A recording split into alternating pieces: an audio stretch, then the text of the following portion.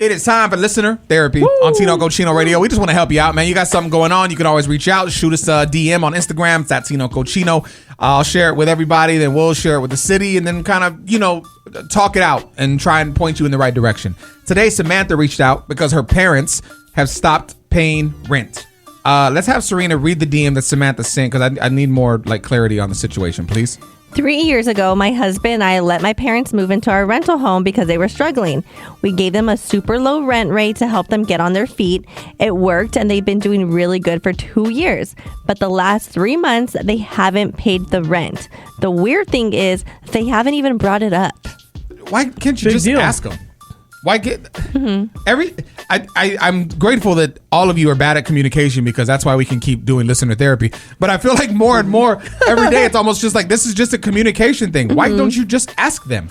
Yeah, because maybe if they're struggling, then obviously I want to know if my parents are struggling, and if there's something I could do, then okay, yeah, I'll let you stay here for free. But also at the same time, if I can't afford to pay my current mortgage and then this one that you're not paying, then we're going to have to figure something else out. Well, the one thing that I've learned very clearly in my personal life is that older Latino parents, they don't want to, one, burden you, and two, they're very prideful. And so if they can't afford this, they're not going to come to you and say, hey, I need help. Hell no. They're just going to stay quiet and try and figure out a way. So unless you bring it up, I think you're screwed. Nicasio? I would just let them stay there. I wouldn't even bring it up because obviously they need help. So what's the 3 months going to do to you? I'm saying if they can't afford, where they're living now, and then... Because, technically now they're having to pay 2 mortgages. Yes, I mean, get a second job. You got to help them. They helped you. And my thing is, why are you going to charge these people? Because it's like you have insufficient funds with a bank, and so they're charging you $30 for the drafting fees. It's what are we doing? Clearly, I can't even pay for it. I can't even keep money in my account. Side note: the reason you brought the fact that you brought that up, I need to call my bank. This has nothing to do with the story, but it just made. I keep seeing a monthly service charge, and I'm like, why? I never had it before. There's money in the account. What are you charging me for? Well, you gotta unsubscribe from the OnlyFans. We figured it out. Let's see. Miguel is on the line, and we will see what he thinks. Would he ask the parents what's going on? Would he take Nicasio's advice and just, suck it up and pay the money? Let's see what Miguel thinks next. Okay, if you're just tuning in, welcome to Listener Therapy on Tino Cochino Radio. Samantha reached out because her parents have stopped paying rent. Basically, 3 years ago, her and her husband let her parents move into their rental home because they were struggling. They gave them a super low rent rate so they could help them, kind of get on their feet. And it worked for a while, for about 2 years. But for the last 3 months, her parents have stopped paying rent. And they haven't even brought it up. So how do you kind of maneuver the situation? Miguel, thoughts? Oh, I get that because that is a tricky situation. I feel like a lot of people find themselves in that predicament. And honestly, I would just bring it up lightly. I talk to my spouse, bring it up in some conversations. The situations now is not easy to deal with, but it's all about having the conversation. I know it's uncomfortable, but it's all about talking about it, and that's the starting point. That's all that. I want to know why they stopped paying. They've been consistent for 2 years, and it's all good. Then out of nowhere, they just stopped paying. It's kind of weird for 3 months. Exactly. I'm hopefully they're working on trying to move out and get their life together and go somewhere else. That's something, but also it's kind of rude to not say anything or not say, just to kind of ghost them. That's what I mean. Also, I get the situation might send them off as rude or trying to dump, but it's for sure the person has to be at least bring it up and try to communicate. Yeah, I would just check in on my mom and dad. Be like, hey, is everything okay? Because I noticed you guys haven't paid rent. Because if they're not doing good, I'm not going to charge my parents. I'm going to help them because they've helped me so much my entire life. Right. That's something it's an uncomfortable situation, but again, it's about trying to have the conversation with each other. And I mean, maybe they're having other plans, but again, I get it. Just trying to talk it out. Hopefully that doesn't continue, and let them know, hey, is how you feel will always let someone else know, at least, you're trying to you're making an effort with them. Exactly. Miguel, thank you so much, brother. I appreciate you for checking in.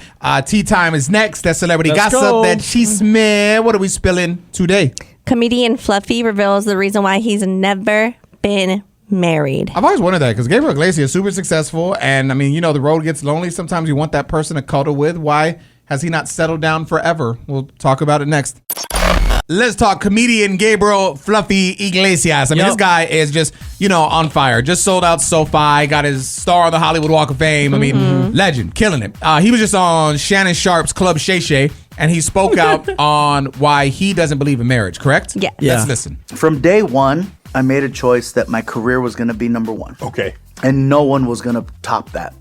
And every relationship I've been in, that's the first thing I told him. The closest you're going to get is number two. But the fact that I said I never wanted to be married, I don't see marriage as something that's like, wow. I see marriage as like a business transaction. Nah, Gabriel, you can't just go in and start right there for the drum now.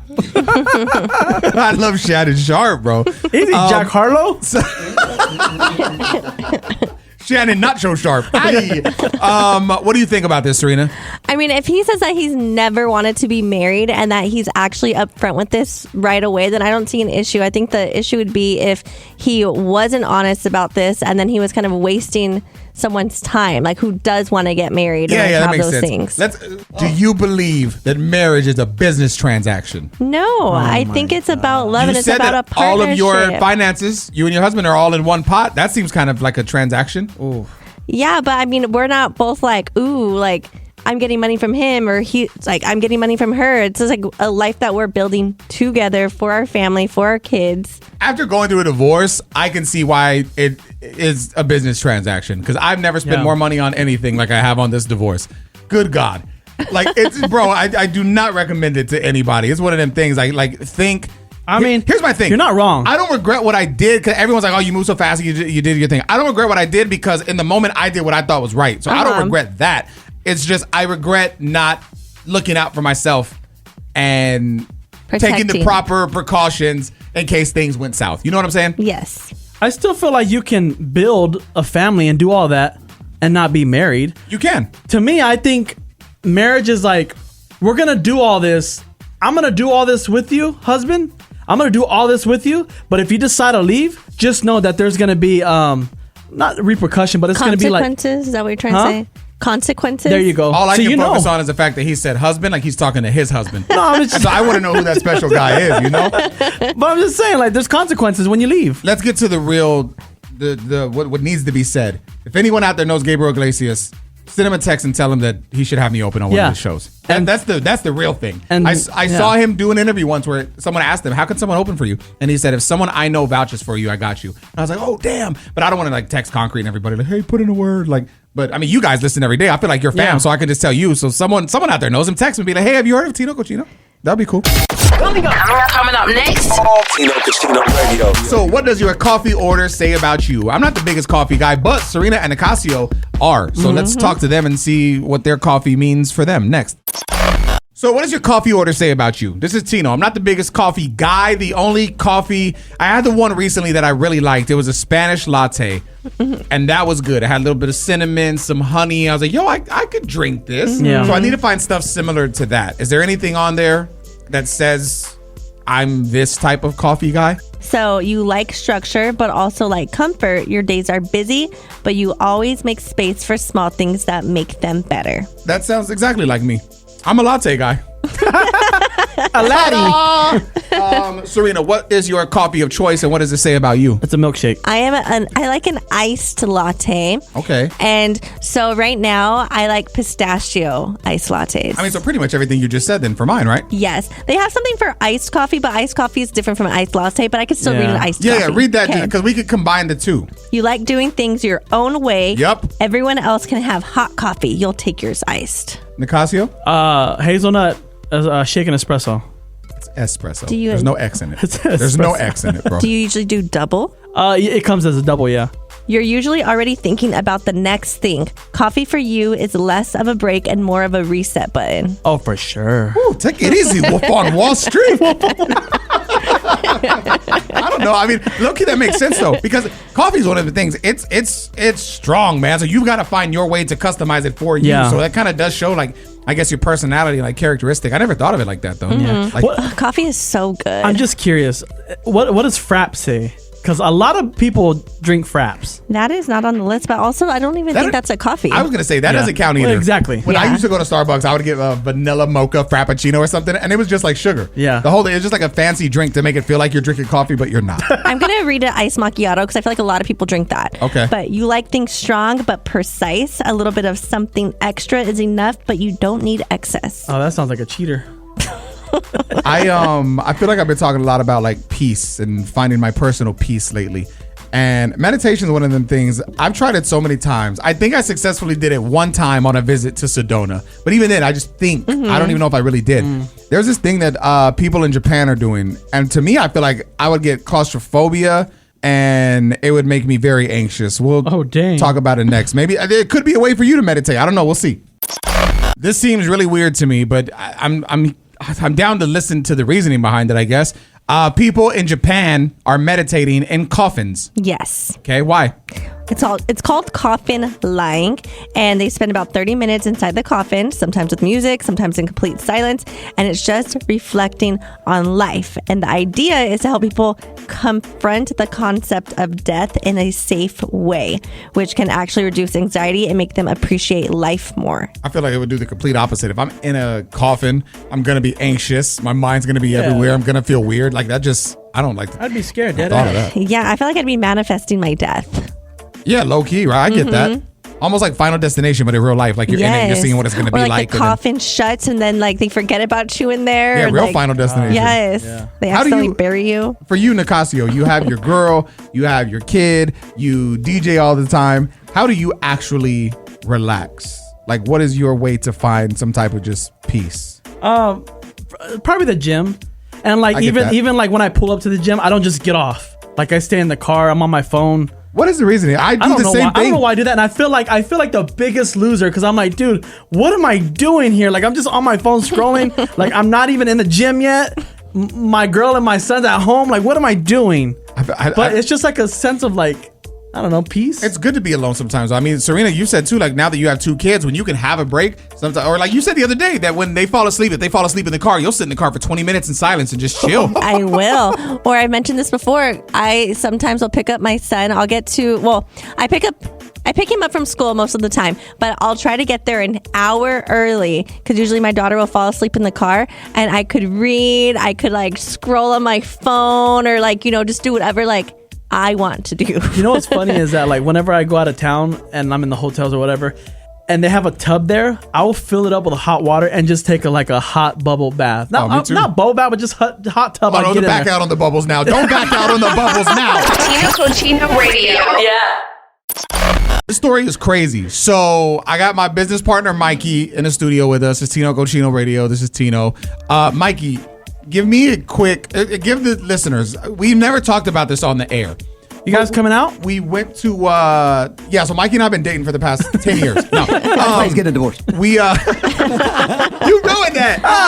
No. All right. So Mikey and I, and all of us actually, we all went to this event the other day and we saw some people from another radio station and we were just being chummy and talking. And one of them said, "Oh, didn't you used to date this person?" And Mikey said, "Yes." And they said, "Oh, wait, were you this guy?"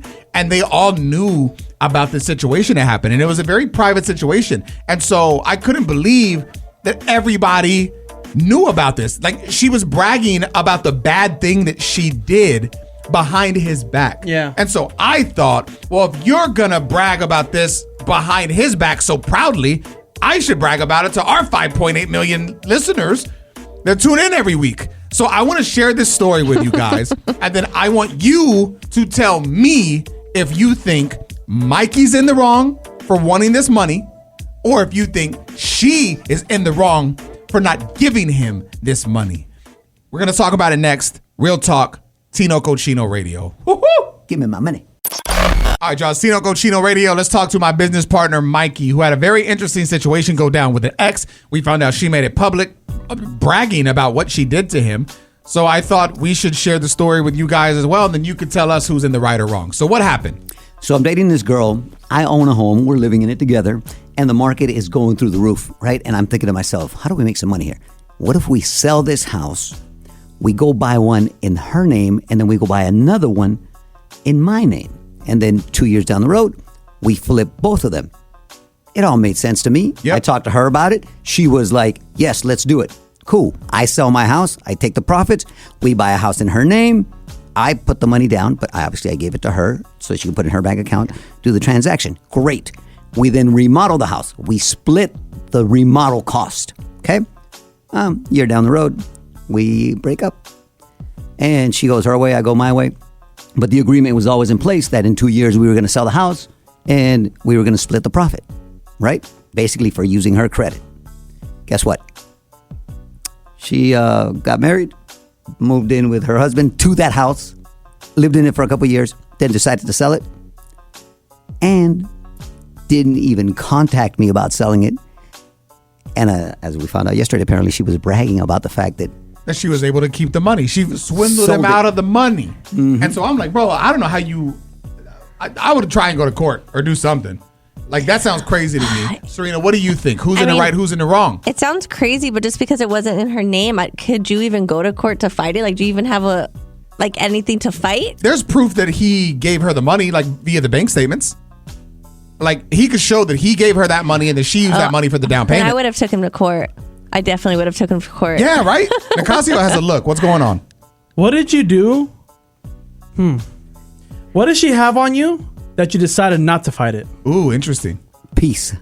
Because for me, I'm like, hey, listen, whatever you do is your karma. Whatever I do is my karma. But it was enough money to buy a new car, ma.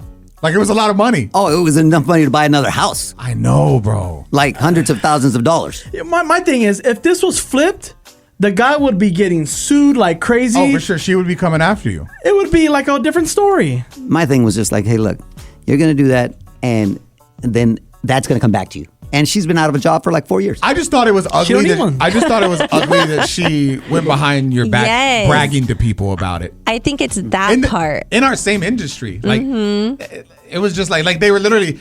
I swear to God, they said, "Oh, you're the house guy." Yeah, and they were both like, "Oh my God, you have a nickname." Yeah, I know. You're the house He's guy. the house guy, bro. I don't know, man.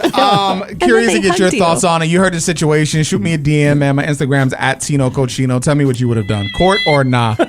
That's how he's feeling. Yo, there are times that I come across these random lists on social media, and I just want to share them because they kind of make me go, "Oh wow." So what we're going to hit you with next are the things that restaurants do when you're not looking. All right, baby, let's talk the things restaurants do when you're not looking. Some of these are crazy, and they make all the sense in the world, but it's just, I feel like it's things that you would never think about. Number one, daily specials are 9 times out of 10 the ingredients that are about to expire.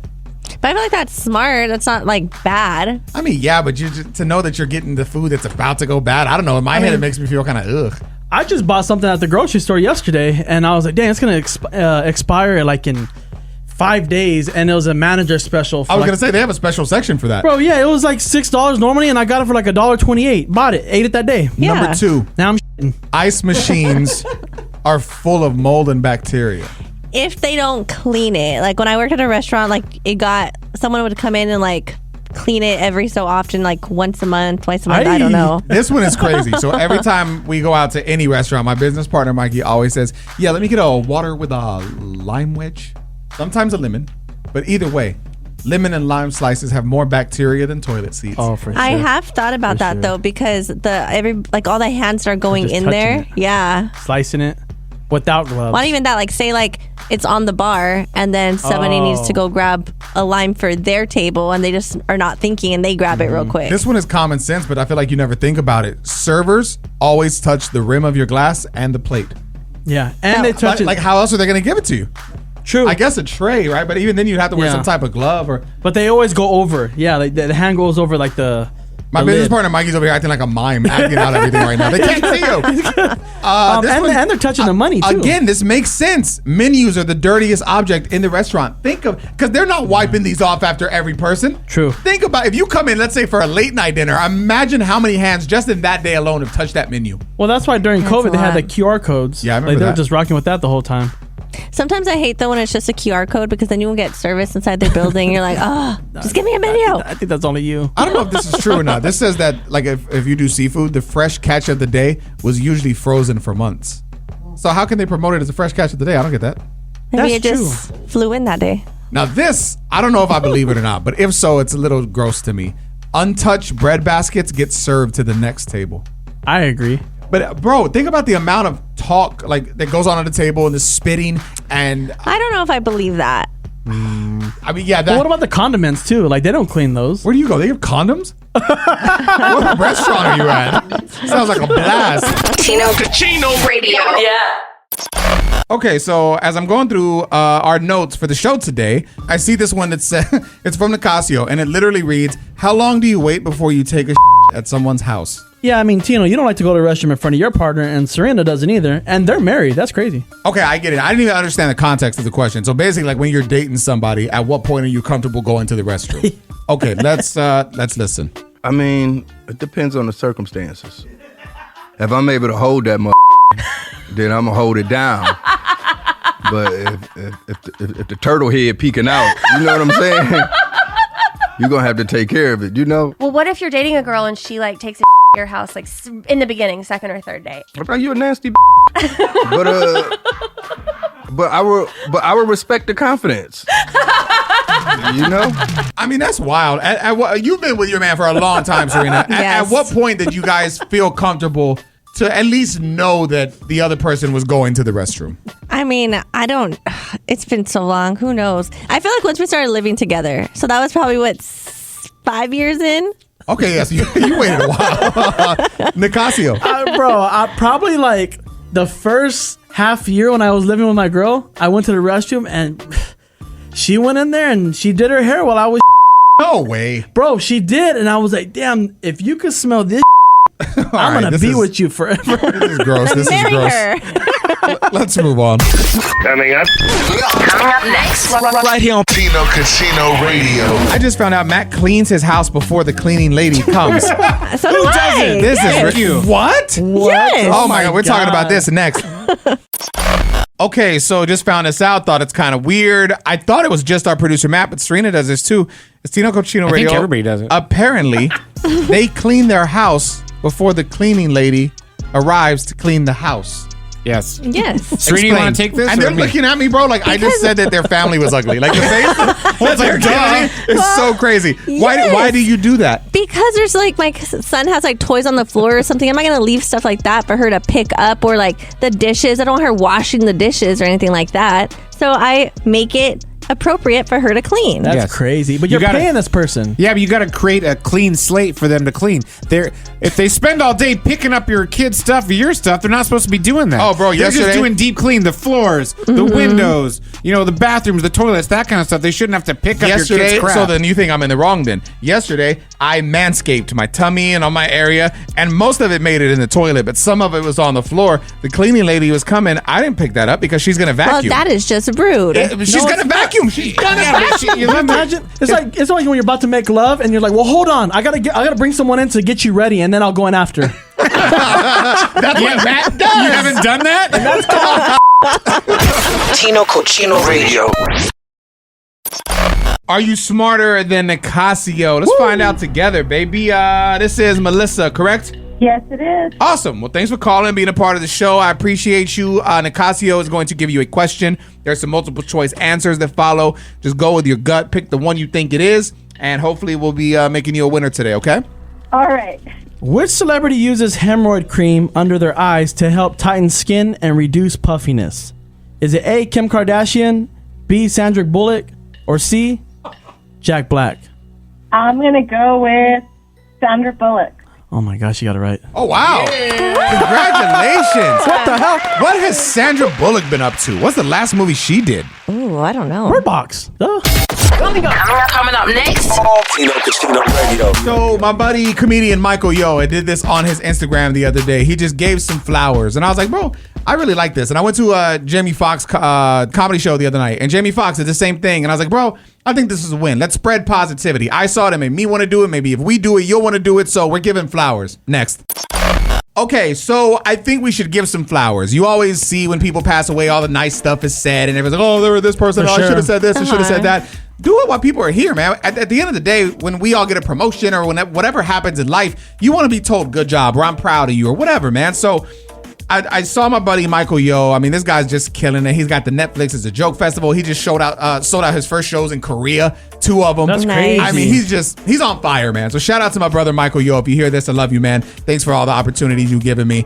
I saw on his page he had posted a reel of him just giving flowers to somebody that helped him in his life, and they're still around, and he just wanted to show that love to them. And I was like, man, that's a beautiful thing. So I since I was inspired by that, I wanted to give my flowers to Michael, who I greatly appreciated on my comedy journey. He has taken me along, given me opportunities, and given me advice, and it's just been a beautiful thing. And then obviously to Carlos Mencia, man, like he says it on stage himself.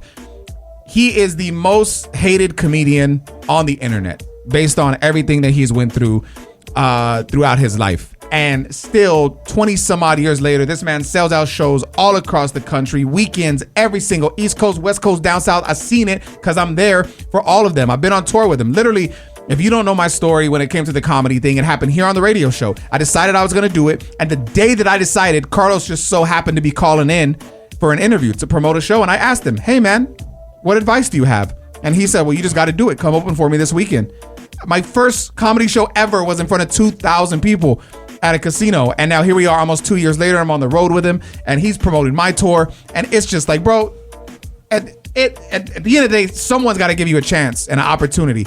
And in the comedy world, Carlos gave that to me. For the syndication and our radio show, my business partner, Mikey, gave it to me. I almost took a horrible deal one time for no money. It was stupid. In one of the biggest cities in the world for no money. And Mikey was like, yo, man, what can I do to keep you from making this stupid mistake? And I was like, well, I always wanted to syndicate my show, but I don't know how to do it. And he was like, I know how. Let's do it. And now here we are in 97 cities across the country. We don't work for any of these companies. We own this show. And so all of these things were happened by people that opened doors for me. So to Mikey, who's in the room, thank you. To Carlos, to Michael, to just guys, thank you all. I appreciate that. Serina, who is someone that has impacted you in a positive way that you would like to give flowers to? It could be personal, whatever. I would say my parents, because they worked really hard and they had me young. And I know we didn't have a lot growing up, but they never made it seem that way. They worked very hard to give us everything. That's the toughest thing because it's so easy to complain, right? It's so easy when things are bad to focus on the bad. But for you to be young and not even know, like you're just like, oh, life's good. Like I knew like we didn't have money, but like I never felt that way, if that made sense. Yeah. No, I get it. Nicasio. A guy named Chip Wilson. Okay. For his contributions and everything he's done for me and for making me feel just like a man. Okay. You know what I mean? Just making me feel like a great person. So tell me, who is Chip Wilson? How did you meet him and how has he helped you? He's a founder and inventor of Lululemon leggings for women.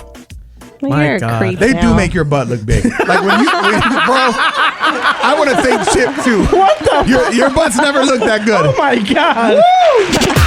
Tino Radio.